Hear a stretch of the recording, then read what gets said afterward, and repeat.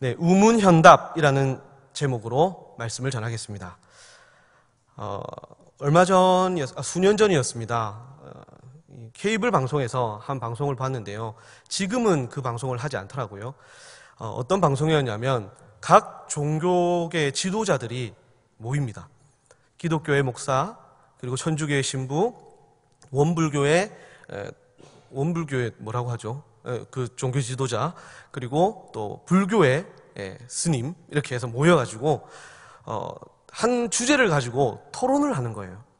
이 프로그램이 생겨난 이유가 모든 종교는 이제 하나다, 서로 연합하고 상생의 길로 가야 된다라는 취지로 생겨난 프로인데, 각 교회 종교 지도자들이 와서 뭐 죽음이면 죽음, 뭐 사후세계면 사후세계, 뭐 인생이면 인생, 이런 주제를 가지고 각 종교계의 대표로서 토론을 하는 거예요. 저도 그 프로그램을 몇 번 본 적이 있습니다. 하루는 이제 그 프로그램을 중간에 보게 되었어요. 질의응답을 하는 시간이었는데 한 젊은 청년이 질문이 있다고 손을 탁 드는 겁니다. 사회자가 시켰습니다. 그 청년에게 질문하십시오라고 하니까 목사님에게 질문하겠다는 거예요. 기독교 대표로 나와 있는 목사님에게 질문하는데, 그 청년의 질문이 뭐였냐면 이 질문입니다. 예수님과 부처님이 싸우면 누가 이깁니까? 라는 질문이었어요.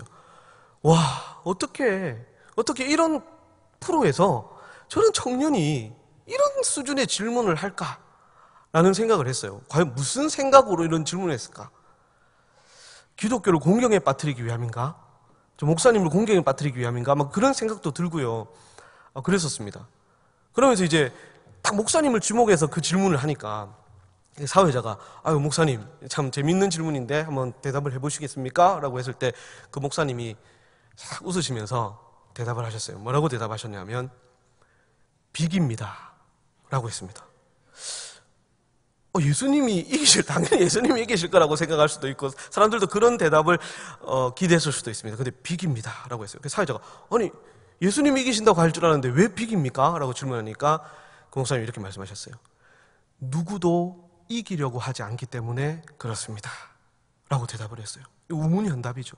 정말 어리석은 질문에 아주 현명하게 대답을 하셨다라는 생각이 들었습니다. 좋은 질문과 나쁜 질문이 있습니다. 좋은 질문은 좋은 대답을 낳게 됩니다. 지식과 깨달음과 해답을 이 질문을 통해 얻을 수 있습니다. 그런 질문이 좋은 질문이죠.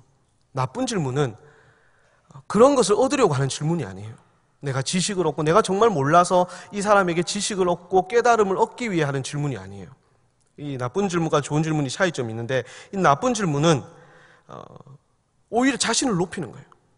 대답하는 자의 무지를 증명하기 위한 악한 의도를 가지고 질문을 하면 그것은 나쁜 질문이죠. 아무리 수준 높은 질문이라고 해도 그런 질문은 좋은 질문이 될 수가 없습니다. 만약 그 청년이 그런 마음으로 질문을 했다면 그것은 나쁜 질문인 것이죠. 하지만 정말 몰라서, 정말 예수님과 부처님이 싸우면 누가 이기는지를 몰라서 질문을 했다면 그 질문이 나쁜 질문이다 라고 우리는 말할 수 없을 겁니다. 모르고 한 것이니까요. 해답을 얻기 위해서 한 것이니까요. 여러분은 그런 적 없으십니까? 진짜 몰라서, 답이 몰라서 궁금해서가 아니라 답을 알면서도 그 사람을 공경에 빠뜨리기 위해서 상대방으로 자신의 유식함을, 상대에게서 자신의 유식함을 뽐내기 위해서 의도적으로 그 사람에게 질문을 한 적은 없으십니까? 아마 몇 번은 있지 않을까 생각이 됩니다. 오늘 본문에 나오는 이 대제사장과 서기관과 장로들이 그런 사람들입니다. 이들은 유대인들의 사법기관인 사내들인 공회, 그 공회를 이루고 있는 71명의 회원, 그 그룹을 구성하고 있는 사람들이에요. 대제사장들과 서기관들과 장로들. 그들은 권력에 눈이 먼 사람들입니다. 인기와 부귀영화에 눈먼 사람들입니다. 그래서 그들에게는 이 땅에 구원하러 오신, 이 세상을 구원하러 오신 메시아이신 예수님이 보이지가 않습니다. 그들은 예수님이 싫었습니다. 예수님의 인기도 싫고요, 막 베푸시는 그 능력, 기적도 싫습니다. 자신들의 자리를 빼앗긴 것 같아요. 그래서 원래 자기들이 있었던 그 자리를 빼앗고 싶은 그런 마음, 그런 열망밖에는 없는 사람들입니다. 그런데 하루는 예수님께서 성전에 들어오셔서 물건을 파는 자들과 돈을 바꿔주는 자들의 그 상을 다 엎으셨습니다. 당시에는 이 성전에 제사 드리러 오는 사람들이 멀리서도 오기 때문에 합법적으로 시장이 서 있었습니다. 성전을 사방으로 시장이 서 있었고, 그곳에서 하나님께 드릴 제물을 가지고 오지 못하는 사람들이 그곳에서 제물을 사기도 하고요. 또 제물을 가지고 오다가 제물이 병들거나 다치거나 하면 흠 있는 것을 드릴 수가 없으니까 그런 것들을 다시 삽니다. 그것을 싼 값에 팔고 자기 돈을 더해서 하기도 하고 또 돈을 바꾸기도 하고, 그렇게 합법적인 시장들이 서 있었습니다. 그런데 예수님께서는 그것을 다 엎으셨어요. 강도의 소굴을 만들었다. 왜냐하면요, 이 시장들은요, 이 종교 지도자들이 독점하고 있었습니다. 대제사장들과 장로들이 독점하고 있었어요. 그래서 비싼 값에 재물을 팔고 비싼 값에 이윤을 남겨서 그것을 자신들이 받았던 거예요. 자기들이 완전 장악하고 있었어요. 자기들의 권위죠. 자기들의 권위를 인정하는 것이 이 시장이었습니다. 근데 예수님께서는 그 강도의 소굴을 다 뒤집어 엎으셨습니다. 이곳은 만민이 기도하는 집이다 라고 말씀을 하시면서요, 모든 판권을 장악하고 있던 이 종교 지도자들에게 예수님의 행동은 그들의 권위에 대한 도전이었습니다. 그래서 급하게 모였습니다. 지도자들이 모였습니다. 그리고는 의논을 합니다. 예수님을 고발할 방안, 더 나아가서는 그 예수를 죽일 방안을 의논을 합니다. 하지만 백성들이 두려워요. 백성들이 예수님이 모일 때마다 수많은 무리들이 모여서 예수님을 둘러싸고 있습니다. 예수 인기가 좋습니다. 그 백성들이 두려웠어요. 그래서 그들에게는 명분이 필요했습니다. 합법적으로 예수라는 자를 고발하고 그를 사형시킬, 죽일, 그리고 그 자리, 그 인기를 빼앗을 명분이 필요한 거예요. 근데 그 명분을 아무리 찾아도 찾을 수가 없는 것이죠. 오랜 의논 끝에 내린 결론이 어떠한 대답을 해도 고발할 수 있는 질문을 만들자라고 해서 그들이 질문을 만들었습니다. 아마 가장 똑똑한 서기관들이 머리를 많이 아이디어를 냈을 거예요. 그래서 그들은 질문을 만듭니다. 오늘 우리가 읽은 본문부터 12장까지는 계속해서 질문이 이어집니다. 바리새인들이 질문을 하고요, 헤롯 왕이 질문을 하고요, 사두개인이 질문을 하고요, 나중에 서기관이 또 질문을 합니다. 그 질문에 대해서 예수님은 바른 대답을 해주시기도 하시고요, 오히려 다시 질문을 하시면서 그 상황을 넘기시는 그러한 모습들도 우리가 볼 수가 있죠. 오늘 본문은 그 첫 번째 질문과 대답입니다. 그들은 다시 성전으로 들어오신 예수님께 찾아왔습니다. 그리고 그들이 미리 준비했던 아주 좋은 질문, 그들의 입장에서요, 절대 빠져나갈 수 없는 최선의 질문을 예수님께 던집니다. 27절, 28절입니다. 그들이 다시 예루살렘에 들어가니라. 예수께서 성전에 거니실 때에 대제사장들과 서기관들과 장로들이 나와 이르되 무슨 권위로 이런 일을 하느냐? 누가 이런 일을 할 권위를 주었느냐? 대답해 보십시오 라고 질문을 한 것이죠. 이들의 질문은 좋은 질문이 아닙니다. 그들은 정말로 궁금해서 깨달음을 얻기 위해서 예수님이 이런 일을 행하신 그 권위가 어디에서 온 것인지 정말로 궁금하고, 그 권위가 진짜 맞다면 그것을 인정하고 예수님을 믿고 하기 위해서가 아니었어요. 그들은 예수님을 고발할 명분을 찾고 있었던 것이죠. 나쁜 질문입니다. 그들은 만약에 예수님께서 그들의 질문에 하나님이 주신 권위로 내가 이런 일을 한다라고 대답을 했다면 그들이 가장 원하는 대답이에요. 예수님을 신성모독으로 고발할 수 있습니다. 당시 신성모독이라는 죄에 대한 벌은 사형입니다. 그들이 제일 원하는 답이죠. 하지만 그런 대답을 안 하시고 만약에 예수님께서 이것은 내 권위다, 나에게 주어진 권위다 라는 것은, 그렇게 대답을 하신다면 차선입니다. 예수님, 저 예수라는 사람은 정신이 이상한 사람이야, 온전하지 못한 사람이야 라고 몰아가면서 사람들이 예수님 곁을 떠나게 만들려는 그런 생각까지도, 그런 차선까지도 마련해 놓은 그들 입장에서는 정말로 좋은 질문이었던 것이죠. 그래서 예수님에게 그렇게 질문을 했습니다. 그들의 나쁜 의도를 아신 예수님은 그들이 자신들의 질문에 직접 대답하도록 오히려 그들에게 질문을 건네십니다. 29절에서 30절입니다. 보십시오. 예수께서 이르시되 나도 한 말을 너희에게 물으리니 대답하라. 그리하면 나도 무슨 권위로 이런 일을 하는지 이르리라. 요한의 세례가 하늘로부터냐 사람으로부터냐? 내게 대답하라. 이때 요한은 이미 헤롯 왕에게 죽임을 당한 이유입니다. 지도자들은 다시 모였습니다. 토론을 합니다. 이 질문에 대해서 어떻게 대답할 것인가? 그들은 선뜻 예수님의 질문에 대답을 할 수가 없었습니다. 요한의 세례가 하늘로부터, 그러니까 하나님으로부터 왔다라고 대답을 한다면 그들은 하나님의 권위를 부정한 것이 됩니다. 왜냐하면요, 요한이 죽임을 당할 그 당시에 그들은 모른 척하고 있었거든요. 아무런 제스처를 취하지 않았습니다. 그것은 곧 요한에게 주신 하늘로부터 온 권위를 부정하는 것이에요. 자기 자신들을 고발하는 것이 되는 것이죠. 그리고 요한은 항상 말했습니다. 내 뒤에 나보다 더 대단하신 분이 오신다. 그분은 하나님의 아들이시다. 세상에 죄를 지고 가는 하나님의 어린 양이시다. 나는 그분의 신발에 끈을 묶기도 신을 들기에도 감당할 수 없는 자다. 예수님은 하나님의 아들이시다라고 고백했던 것이거든요. 그러니까 요한의 권위가 하나님으로부터 온 것이라는 것을 인정한다는 것은 예수님의 권위 또한 하나님으로부터 온 것이다 라는 것을 스스로 인정하게 되는 꼴이 되는 거예요. 그 대답을 할 수가 없는 것이죠. 그렇다고 해서 그것은 세례요한 자신의 권위다, 사람의 권위다라고 하면 이 세례요한을 선지자라고 생각하고 있었던, 이 죽음은 부당한 죽음이라고 생각하고 있었던 많은 사람들에게 분명히 이것은 원망을 드릴 만한, 그들을 두려워하는 이들에게서는 그런 대답도 할 수 없었던 거예요. 백성이 두려워서. 꽤 고민하던 끝에 그들은 대답을 할 수가 없었습니다. 그들은 그 자리를 떠나게 됩니다. 예수님은 우문의 현답으로 그들의 간교를 물리치셨습니다. 이것이 방금 우리가 읽었던 내용입니다. 이 종교 지도자들의 모습에서 예수님과 교회를 향한 세상의 날카롭고 간교한 시선을 보게 되고 느끼게 됩니다. 세상은 우리에게 많은 질문을 합니다. 예수님은 정말 하나님이신가? 예수님은 선한 사람이 아닌가? 그분이 정말 하나님의 아들이신가? 기독교에만 구원이 있다라는 것이 정말인가? 왜 기독교는 동성애를 금지하는가? 동성애가 정말로 나쁜 것인가? 그들의 인격도 존중받아야 되는 것이 아닌가? 기독교는 어떻게 생각하는가? 그리스도인들은 어떻게 생각하는가? 우리에게 질문을 합니다. 세상이 던지는 질문은요, 답을 몰라서 하는 것이 아닙니다. 깨달음을 얻어서 예수님을 더 잘 믿으려고 하는 질문들이 아닙니다.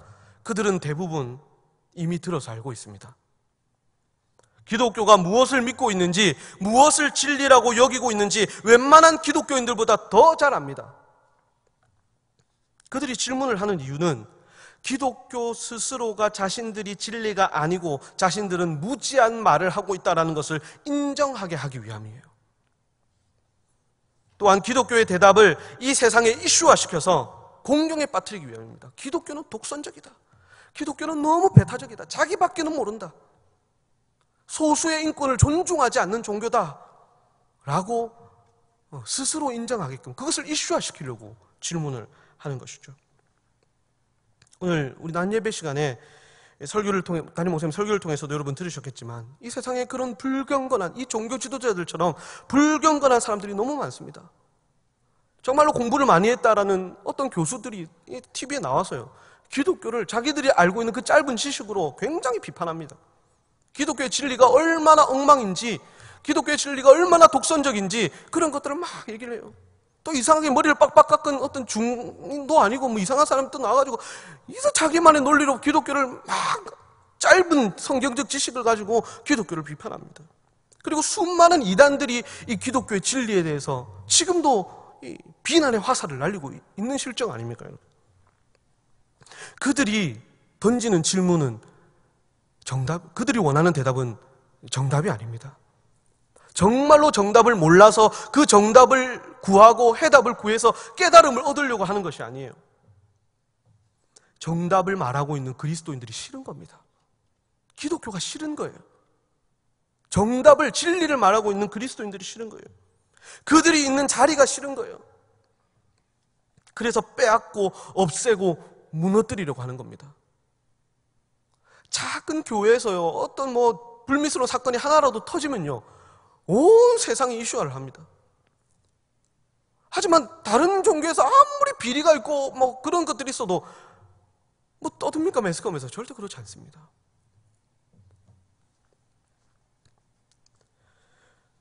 예수님이 그 다음 본문에서 12장에서 말씀하시는 포도원 농부의 비유가 바로 그것을 보여주고 있는 겁니다. 이 포도원 비유를 여러분 아시죠? 포도원 주인이 농부들에게 세를 맡기고 주고 잠시 떠났습니다. 그리고는 그 소출의 얼마를 얻기 위해서 종들을 보냅니다. 그런데 이 농부들이요, 정답을 알고 있어요. 이것은 주인의 것이라는 것을 알고 주인에게 줘야 된다는 그 정답을 알고 있지만 그들이 원하는 것은 정답이 아니에요. 종들이 와서 정답을 요구하는데 말하고 있는데 그것을 원하는 것이 아니에요. 그냥 빼앗고 싶은 거예요. 포도원을 빼앗고 싶은 거예요. 그래서 그 종들을 죽입니다. 죽여서 보냅니다. 나중에는 아들을 보내요. 그 주인이요, 아들을 보냅니다. 그런데 그 아들도 죽입니다. 세상이 그렇습니다. 그들이 원하는 것은 정답이 아닙니다. 많은 선지자들이 와서 그들에게 정답을 외쳤지만 그들은 정답을 원하지 않았어요. 그냥 포도원이 빼앗고 싶은 거예요. 아들을 죽여서라도 그 인기를 빼앗고 싶고 그 영광을 빼앗고 싶고 그 자리를 빼앗고 싶은 거예요. 이 세상에 많은 불경건한 자들이, 많은 이단들이, 이 많은 세상이 기독교를 향해서 그러한 간교로, 그러한 날선 비난으로 다가오고 있는 것입니다. 그들은 끊임없이 우리에게 질문을 던집니다. 정답을 모르고 있지 않습니다. 그러면서도 우리가 정답을 말하기를 기다립니다. 그리고 정답을 말하면 그것으로 때리고 죽입니다. 여러분, 차별금지법 아십니까? 평등법도 있고요. 포괄적으로 차별금지법이라고 하는데, 종교와 성적 지향을 포함한 이 포괄적 차별금지법을 각 나라들마다 합법적으로 하라, 제정하라라고 유엔은 계속해서 권고를 하고 있는 상황입니다. 그리고 몇몇 정치인들은 그것을 이행하려고 합니다. 지난 20일이었죠. 며칠 전이었습니다. 20일에 한 교회에서 각 교단의 목사님들과 또 의학계, 정치계 이런 전문가들이 모였습니다. 이 차별금지법에 대해서 토론을 하기 위해서 모였습니다. 그 중에 정의당의 한 국회의원이요, 신모 국회의원이 있습니다. 실명을 거론하지 않겠습니다. 이런 부분에 실명을 거론하고 했다가 막 낭패를 당하는 경우들이 있더라고요. 여기 오신 분들은 말하지 않을 거라 믿고 제가 기사에도 많이 떴습니다, 여러분. 신모 국회의원이 차별금지법을 찬성하는 입장에서 왔습니다. 그렇게 말하더라고요. 기사를 보니까 나는 가톨릭 신자다. 하지만 종교적인 것과 정치적이고 사회적인 것은 분명히 구분되어야 된다. 차별금지법을 제정해야 되는 이유는 이 성소수자들의 인권을 보호해주기 위해서 하는 것이다. 기독교의 진리, 천주교의 진리 이런 것들을 억압하고 반대하기 위해서 하는 것이 아니다라고 얘기를 했어요. 그러니까 한 목사님이 이렇게 질문했습니다. 그렇다면 이 차별금지법을 어기는 설교를 목사가 강단에서 한다면 처벌받습니까? 라고 질문했어요. 그러니까 그 국회의원이 뭐라고 하는지 아세요? 당연히 처벌은 받겠죠 라고 대답을 했습니다. 재작년이었죠. 문재인 대통령이 기독교계 인사들과 대화를 하면서 이 차별금지법을 자신이 있는 동안에는 제정하지 않겠다라고 약속을 했습니다. 그 약속이 꼭 지켜졌으면 좋겠습니다. 만약에 이 법이 합법화된다면 기독교에만 구원이 있고 다른 종교에는 구원이 없고 또 이단을 비판하고 동성애는 죄악이라고 말하면 안 되는 거죠. 그것은 이 법을 어기는 게 되는 것입니다. 그래서 어떤 목사님은 그 법에 대해서 이렇게 말씀하시더라고요. 이 법은 당장은 성소수자를 위한 인권보호법이라고 말할 수 있겠지만 사실 이것은 점점 기독교인을 옥죄고 그 강단을 빼앗으려고 하는 법이 될 것입니다 라고 그렇게 얘기를 하시더라고요. 여러분, 이런 세상 앞에서 우리는 어떻게 해야 됩니까? 이렇게 차별금지법 제정이 정말로 틀린 것입니까? 라는 이 세상의 질문에 우리는 어떻게 반응해야 합니까? 기독교에만 구원이 있습니까? 기독교만이 진리입니까? 라고 묻는 사람들 앞에서 우리는 어떻게 해야 할까요? 예수님에게서 그 지혜를 배웠으면 좋겠습니다. 예수님은 그들 스스로 그들의 주장이 잘못된 것을 깨달을 수 있게 하셨습니다. 그것을 말로만 하지 않으셨어요. 예수님은 말로만 정답을 말하지 않으셨습니다. 삶으로 하셨습니다. 섬김과 사랑과 희생과 십자가와 부활로 세상에 대답하셨습니다. 예수님은 한 번도 말로써 자신의 권위를 사람들 앞에 자랑하듯이 내세우지 않으셨습니다. 그렇게 인정하지 않으셨습니다. 삶을 통해 사람들이 예수님을 인정하고 하나님을 인정하도록 그렇게 만드셨습니다. 오늘날 기독교가 그것을 잘 못하는 것은 아닌지, 오늘날 그리스도인들이 그렇게 못하고 사는 것은 아닌지 모르겠습니다. 삶으로는 대답하지 못하고 입으로만 정답을 말하려고 하니까 세상이 기독교를 싫어하고 손가락질하고 무너뜨리려고 하는 것입니다. 많은 초대형 교회 지도자들이 말만 하다가 부지기수 넘어지고 있습니다. 말만 외치다가 힘있게 말할 수 있는 자리에 있으면서도 말만 하고 삶은 따라주지 않으니까요, 무너지게 되고 사람들은 기독교를 싸잡아서 욕을 합니다. 이단이 하는 잘못도 기독교의 잘못이라고 그렇게 말을 합니다. 언행일치가 되지 않습니다. 참 안타까운 현실이죠. 이 세상이 말로 해서 통하는 세상이 아닙니다. 우리보다 더 준비하고 더 공부하는 세상입니다. 기독교를 제외한 모든 종교는 이미 뭉쳤습니다.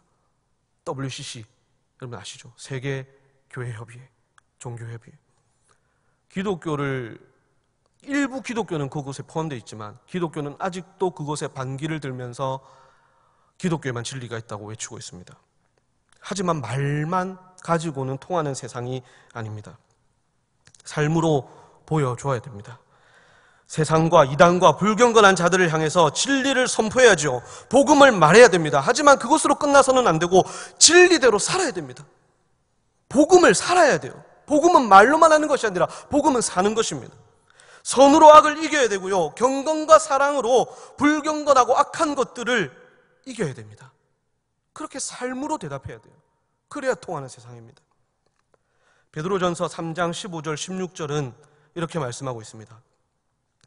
너희 마음에 그리스도를 주로 삼아 거룩하게 하고 너희 속에 있는 소망에 관한 이유를 묻는 자에게는 대답할 것을 항상 준비하되 온유와 두려움으로 하고 선한 양심을 가지라. 이는 그리스도 안에 있는 너희의 선행을 욕하는 자들로 그 비방하는 일에 부끄러움을 당하게 하려 함이라. 우리 안에 있는 소망, 우리 안에 있는 구원, 믿음, 진리, 그것에 관한 이유를 묻는 자들에게 대답할 것을 항상 준비하라 말씀합니다. 무엇보다 선함으로 하라. 우리의 선한 양심과 그 양심으로 행하는 선행으로 그들에게 대답하라. 우리를 욕하고 기독교를 욕하고 그리스도인을 욕하고 비방하는 자들이 너희들의 선한 양심과 선행을 보고 부끄러움을 당하게 하라. 부끄럽게 여기게 하라. 그렇게 하라고 성경은 말씀합니다. 진리와 복음은 말만 하는 것이 아니라 사는 것입니다. 어리석은 질문, 우문에 대한 현명한 대답, 현답은 바로 삶으로 사는 것입니다. 사랑하는 성도 여러분, 여러분이 이 세상의 질문에 정답을 보여주는 그리스도인들이 되시기를 바랍니다. 말로만 정답을 이야기하지 말고 삶으로 대답하십시오. 여러분 때문에 기독교와 예수님과 십자가가 좋아지게 하십시오. 여러분 주변에 있는 사람들부터요. 그들 스스로 그들이 잘못되었음을 인정하게 하십시오. 여러분의 삶을 보고요. 여러분의 삶을 보고 참 진리가 무엇이고 참 복음이 무엇인지 궁금해서 찾아와서 여러분에게 좋은 질문을 하게 하십시오. 그것은 말로만 되는 것이 아니라 여러분의 삶으로 되는 것입니다. 내가 예수님을 믿는다, 내가 교회를 다닌다 라고 했을 때 너도 예수님 믿어? 역시 기독교는 안 되겠네. 그렇게 하지 않고요. 그게 무엇 때문에 그러는 겁니까? 삶을 보고 그러는 것이잖아요. 와, 너가 믿는 예수님 나도 알고 싶어. 너가 다니는 교회 나도 가보고 싶어. 너의 행복과 기쁨의 이유가 무엇인지 나도 알고 싶어 라고 그렇게 여러분의 착한 양심과 착한 행동을 보고 여러분에게 그렇게 다가오고 그렇게 반응하고 그렇게 질문할 수 있게 되기를 바랍니다. 그렇게 세상의 질문에 삶으로 정답을 보여줄 수 있는 저와 여러분 되시기를 주님의 이름으로 간절히 축복합니다.